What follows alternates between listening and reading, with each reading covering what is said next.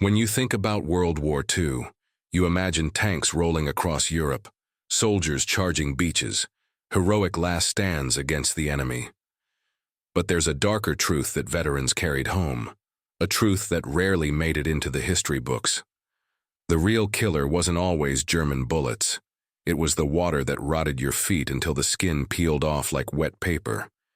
It was the cold that turned you into a frozen statue while you were still alive. And it was the forest itself, transformed into thousands of wooden spears raining down from above. Today, we're exposing 3 conditions that destroyed American soldiers from the inside out. Conditions that prove the enemy wasn't just the Wehrmacht. The enemy was the war itself. This is the war they didn't teach you in school. Let's begin. The first enemy didn't wear a uniform. It didn't carry a rifle. It didn't even need to fight you. Because it entered through your boots and began eating you alive from the feet up. And the worst part? You wouldn't feel a thing. Because by the time you noticed, your nerves were already dead. Fall, 1944, France and Italy. The rain came down in sheets and it never stopped. Week after week, the skies opened up and turned the battlefields into swamps. American soldiers slogged through mud that swallowed their boots with every step. They dug foxholes that filled with water within minutes.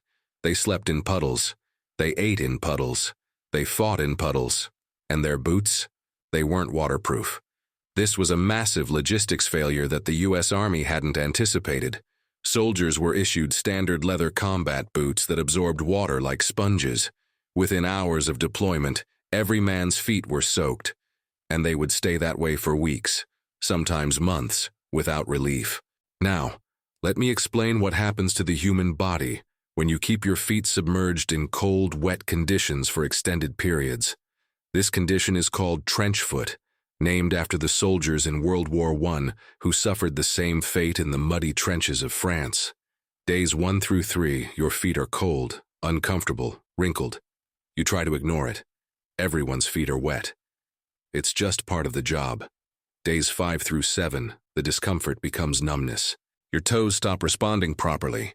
You think maybe it's just the cold. You keep marching because you have to. Days 10 through 14, your feet begin to swell. The skin turns from pale white to angry red, then to a disturbing bluish color. Blood vessels are constricting to preserve your core body temperature, but in doing so, they're starving your extremities of oxygen. Your tissue is dying, but you still don't feel pain, because your nerves have already started to die. Days 15 and beyond, the tissue turns black. Necrosis sets in. Your feet are literally rotting while still attached to your body. The smell is unmistakable, the sickly sweet stench of decomposing flesh. Now, picture this scene. It's late November, 1944, somewhere in eastern France. A young private, let's call him James, finally gets a break from the front line. 2 weeks. 2 solid weeks he's been in those boots without taking them off. Not once. You couldn't. The moment you took your boots off in the field, they'd be so waterlogged and stiff you'd never get them back on. And going barefoot? That's a death sentence. So James sits down on a fallen log in a temporary rest area. His unit has pulled back half a mile for resupply. He's got maybe 20 minutes. He decides, finally, to check his feet. He unlaces the right boot. It takes effort. The leather is swollen with water. He pulls. The boot comes off with a sickening squelch. Water pours out. He can already smell something wrong. Then he grabs his sock. Army issue wool, once olive green, now a dark brownish black from dirt and moisture. He starts to pull it off, and that's when it happens. The sock comes off, and the skin of his sole comes with it, just peels away. Like wet tissue paper stuck to his foot, now stuck to the sock. He stares at it. For a moment, his brain can't process what he's seeing. That's his skin, the bottom of his foot, and it's no longer attached to his body. There's no blood, just exposed grayish tissue underneath. And here's the part that breaks him. There's no pain, nothing.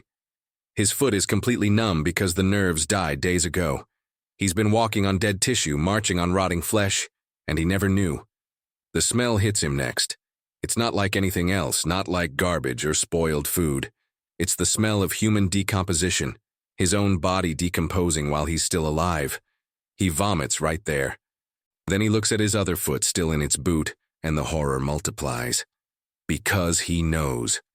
He knows that one is probably worse. James was one of the lucky ones. He got evacuated, 3 toes amputated, moderate tissue loss. He lived. But he would never walk the same again. Across the European theater in the fall and winter of 1944, thousands of American soldiers experienced the exact same thing. Entire companies were rendered non-combat effective not by German fire, but by trench foot. In some divisions, the number of men evacuated for foot rot exceeded the number evacuated for battle wounds. Think about that. More casualties from water than from bullets.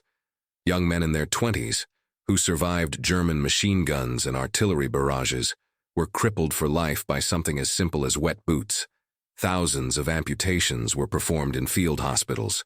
Feet, toes, entire lower legs, removed without a single enemy shot being fired.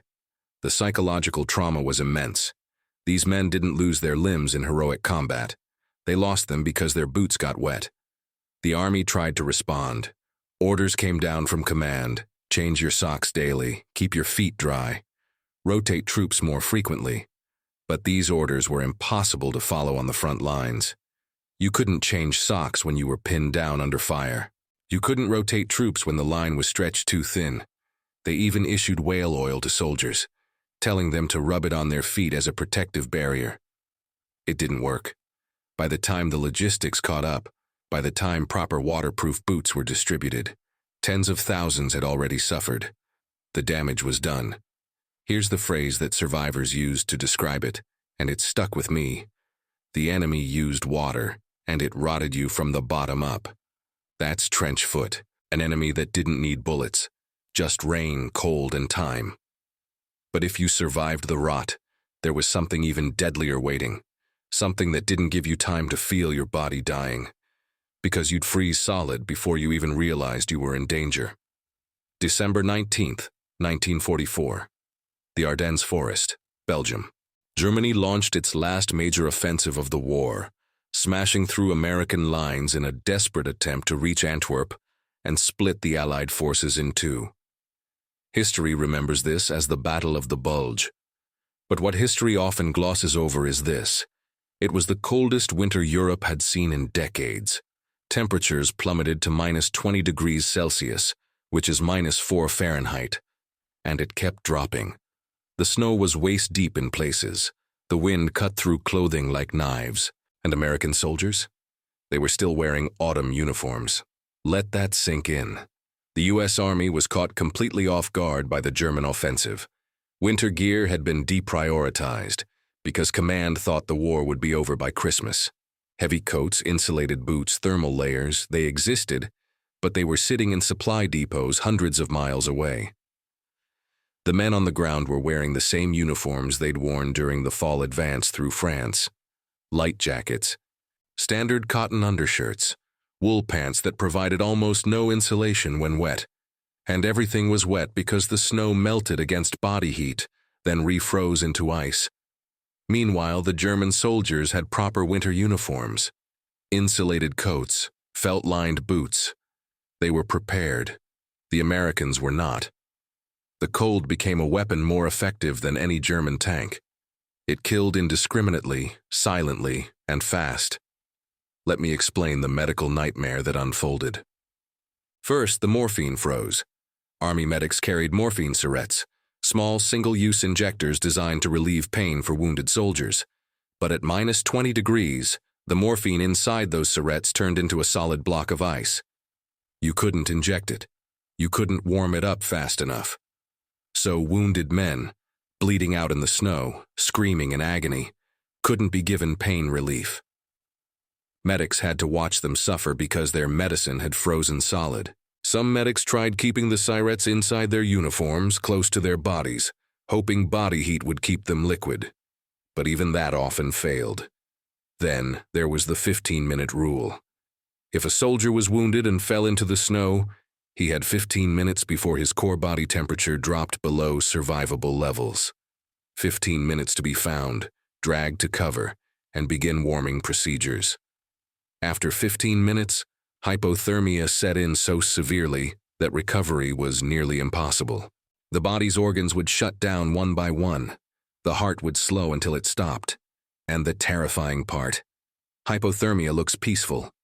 A frozen soldier doesn't thrash or scream. He just stops. His eyes stay open. His face stays calm. But he's dead. Frozen solid. Frostbite was rampant. When human tissue freezes, ice crystals form inside the cells, rupturing them from within. Fingers froze to metal. Trigger guards, rifles, canteens. When soldiers tried to pull their hands away, the skin would rip right off, sticking to the metal. Feet froze inside boots. The leather would freeze solid, becoming like concrete. Removing the boot meant removing the skin beneath it. Many soldiers had to have their boots cut off by medics only to discover that their toes had already turned black. Amputation was the only option.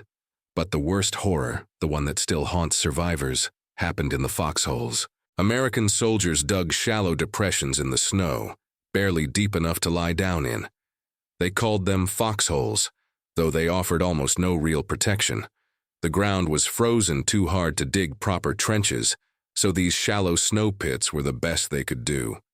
And at night, when temperatures dropped even further, soldiers would huddle in pairs to share body heat. They had one absolute rule: if you sleep, you die. Picture this. It's 2 in the morning. December 23rd, 1944. You're in a foxhole with your best friend, a guy you fought beside since Normandy. You're both shivering so violently your teeth are chattering. The cold isn't just uncomfortable, it's aggressive, biting, relentless. It feels like it's drilling into your bones. You and your friend talk to stay awake. You slap each other's faces. You stomp your feet. You do anything to keep the blood moving, to stay conscious because you both know the rule. Sleep equals death. The final stage of hypothermia is a feeling of warmth. Your body, in a last desperate attempt to survive, opens up all your blood vessels at once. You feel warm, even hot. It's a lie. It's your body giving up. And if you give in to that warmth, if you close your eyes and let yourself relax, you'll never wake up. So you keep talking. What are you going to do when you get home? Where are you going to take your girl on your first date? Are you going to go back to school or get a job? The conversation keeps you anchored to life. But as the hours drag on, it gets harder. Your friend's voice gets quieter. His responses take longer. You shake him. Hey, stay with me, stay awake. He mumbles something. You can't understand it. His words are slurred. You shake him harder. Come on, don't do this. Talk to me. He nods slowly, opens his eyes a bit wider, tries to smile. You keep talking. You tell him a story about your little brother back home, about the time he stole your dad's car and crashed it into a fence. Your friend laughs weakly. You think he's okay. Then, at some point, maybe around 4 in the morning, you realize you haven't heard his voice in a while. You've been talking, but he hasn't responded. You turn to look at him. His eyes are open. He's sitting upright, leaning against the edge of the foxhole. For a second, you think he's fine, but something's wrong. He's too still. You reach over and touch his shoulder. It's hard, not cold, hard, solid. You shake him. He doesn't move. You shake harder. Nothing. And then the realization hits you like a bullet to the chest. He's frozen. Completely frozen. He's been dead for who knows how long, maybe an hour. And you didn't even notice. He died sitting up, eyes open, looking alive. His body turned into a statue of ice while you were right next to him. That psychological horror, watching someone freeze to death without realizing it, broke men in ways that combat never did. Because you couldn't fight the cold. You couldn't shoot it. You couldn't outsmart it. It just took whoever it wanted, whenever it wanted. Some soldiers described the guilt that followed them for decades. I fell asleep. I broke the rule. But I survived. Why did I survive and he didn't? There's no answer to that question. Just the cold, indifferent randomness of nature. The medical evacuations during the Battle of the Bulge were overwhelming. Over 15,000 American soldiers were evacuated due to cold-related injuries, frostbite, hypothermia. trench foot made worse by freezing temperatures. Field hospitals were flooded with men missing fingers, toes, feet, hands. Surgeons performed amputations around the clock.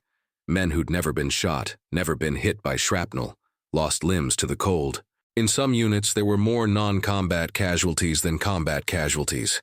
The Germans were killing Americans, but the winter was killing even more. And here's what makes it even more tragic. Many of these soldiers had survived some of the most brutal combat of the war. They'd stormed Omaha Beach on D-Day. They'd fought through the hedgerows of Normandy. They'd liberated French towns and pushed the Germans back across France. They were veterans, hardened by months of combat. And then winter came, and it took them anyway. Not with bullets or bombs, but with cold.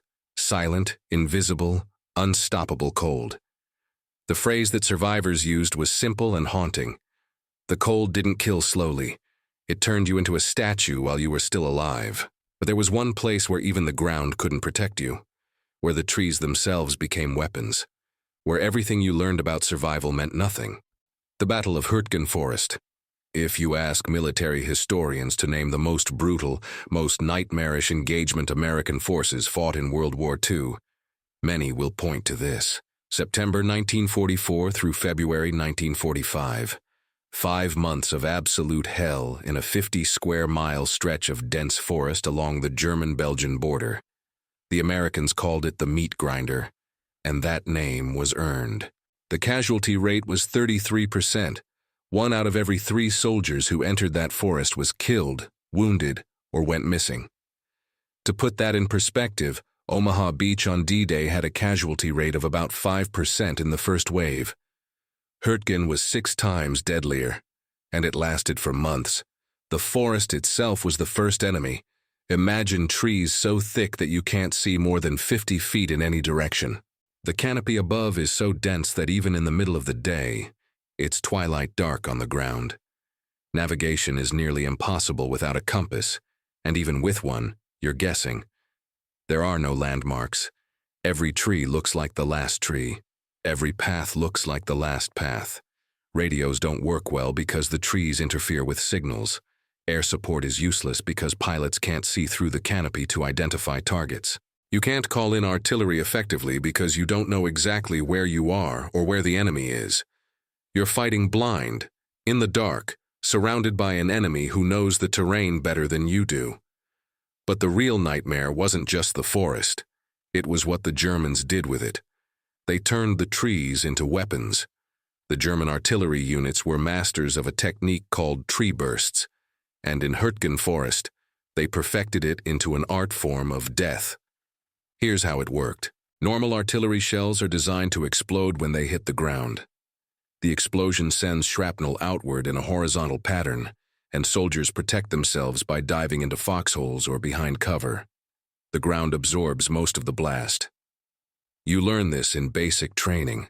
When you hear incoming artillery, you hit the dirt. The dirt saves you. But tree bursts are different. The Germans equipped their artillery shells with adjustable time fuses. Instead of exploding on impact with the ground, the shells were set to explode 20 to 30 feet above the ground, right in the tree canopy. When an artillery shell explodes in the branches of a massive pine or fir tree, the tree itself becomes the weapon. The explosion sends a shock wave through the trunk and the tree literally explodes. Thousands of fragments, splinters, shards, entire branches are hurled downward at incredible speed. Some fragments are as small as pencils. Some are as large as spears, 6 feet long and several inches thick. They fall like rain. A lethal rain of wood traveling at 400 miles per hour. And here's why it's more deadly than regular artillery. The blast pattern is 360 degrees. There's no safe direction. Fragments come down from above, ricochet off other trees, hit the ground and bounce. And because the explosion happens above you, lying flat on the ground, the one thing every soldier is trained to do, offers zero protection. In fact, it makes you more vulnerable. You're lying there, flat on your back or stomach, completely exposed to the sky. And the sky is raining wood. Now let me take you into that forest. You're part of a patrol, moving through the trees in a staggered line formation. It's mid-afternoon, but it feels like dusk because the canopy is so thick. Every sound is amplified. The crunch of your boots on fallen pine needles, the creak of tree branches swaying in the wind. You're breathing. You're on edge because you know the Germans are out there, somewhere, watching, maybe 50 feet away, maybe 10. You don't know. Then you hear it. That familiar high-pitched whistle. Incoming artillery. Your body reacts on pure instinct. You've heard that sound 100 times before. You know what to do. You throw yourself to the ground, face first into the mud and dead leaves. Your hands come up to cover your head. You press yourself as flat as possible, trying to become one with the earth. This is what saves you. This is what you've been trained to do. But this time it's wrong. The explosions don't hit the ground. They detonate above you, in the trees. The sound is different, sharper, closer, more violent. You hear the trees crack and splinter. It's not one explosion. It's a chain reaction. One shell hits a tree, which causes nearby trees to shatter, which sends debris into other trees. The entire forest around you erupts, and then the rain begins. You're lying flat, face in the mud, and you feel the first impact. Something slams into the ground next to your head. Then another. Thud, thud, thud. It sounds like hail, but heavier. You don't dare look up. You just press yourself deeper into the mud and pray. Then you hear the screaming. It's coming from all around you. Your squad mates, men you fought beside for months. You hear someone yell, "I'm hit, I'm hit!" But it's not shrapnel, it's wood. You risk a glance to your left. One of your guys is on the ground clutching his leg. There's a wooden stake, maybe 2 feet long, jagged and splintered at one end, protruding from his thigh. It went straight through. Another soldier is face down, not moving. His back looks like a pincushion, a dozen smaller fragments sticking out of his uniform, some penetrating deep into his flesh. The worst one is the soldier 20 feet ahead of you. He was standing when the barrage started, tried to run for cover. A massive branch, 3 feet long, thick as your arm, came down like a javelin and went straight through his torso. It entered through his shoulder and exited near his hip. He's still alive somehow. He's on his knees, staring down at this piece of tree impaling him, and he's trying to pull it out, but he can't. It's lodged too deep. The medic is screaming at him to stay still, but the man is in shock. He just keeps pulling at it, weakly, until he collapses. The barrage lasts maybe 30 seconds, but it feels like an eternity. When it finally stops, the silence is almost as terrifying as the noise. You slowly lift your head. The forest looks like a tornado went through it. Broken branches everywhere, shredded bark, and blood. Your squad of 12 men, 4 are dead, 5 are wounded, only 3 of you are untouched, and the day isn't over yet. But the horror doesn't end with the physical wounds. Wood fragments cause a specific type of injury that's far worse than metal shrapnel. Metal is relatively clean. It's sterile from the heat of the explosion. Wood, on the other hand, carries bacteria. It carries dirt, moss, tree sap, fungus, all kinds of organic matter. When a wooden splinter enters your body, it brings all of that with it. Infection rates from wood wounds were 3 times higher than from metal shrapnel. And in a forest environment, where everything is damp and covered in decay, those infections spread fast. Field medics faced a nightmare. Large fragments required immediate surgery to remove, but field hospitals were often miles away, and evacuating wounded through dense forest under fire was nearly impossible. Small splinters were even worse because you couldn't find them all. A soldier might have dozens of tiny wooden shards embedded in his flesh, too small to see, but large enough to cause infection. Doctors would do exploratory surgery, trying to find and remove every piece, but they always missed some. Many veterans of Hurtgen carried wood fragments in their bodies for the rest of their lives. Decades later, splinters would work their way to the surface and emerge through the skin, a physical reminder of the forest that tried to kill them. The psychological impact was profound and unique. In normal combat, you understand the rules.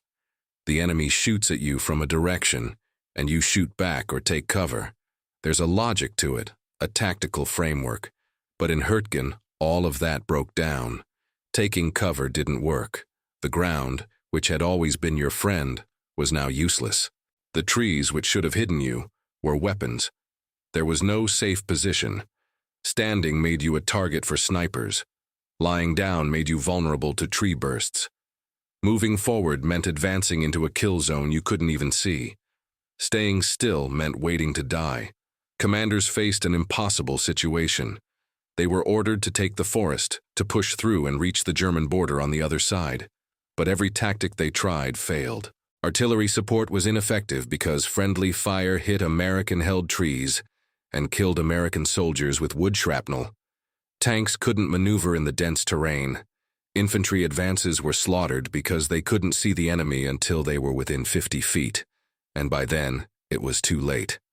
The Germans had prepared the forest with interlocking fields of fire, minefields, and pre-registered artillery zones. They knew exactly where the Americans would be and when. It was a slaughterhouse, and yet the orders kept coming. Advance. Take the next ridge. Take the next town. Keep moving forward. Soldiers were sent into areas that commanders knew were death traps, simply because high command refused to bypass the forest. The strategic value of Hürtgen Forest is still debated today. Some historians argue it was necessary to protect the flank of the advance into Germany.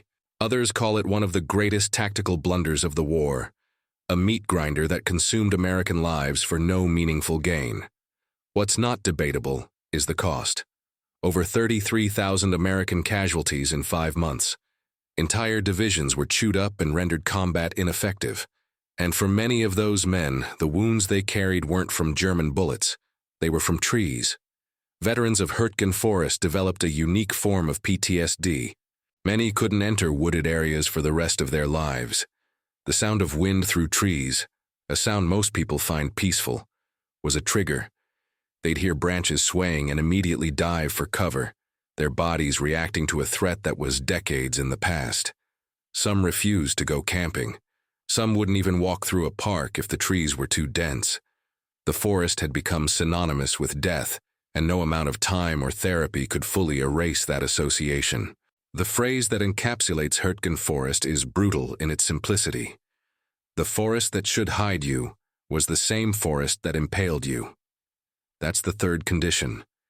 An environment where nature itself, manipulated by human ingenuity and cruelty, became a weapon that defied all logic and training. Trench foot, freezing, tree bursts.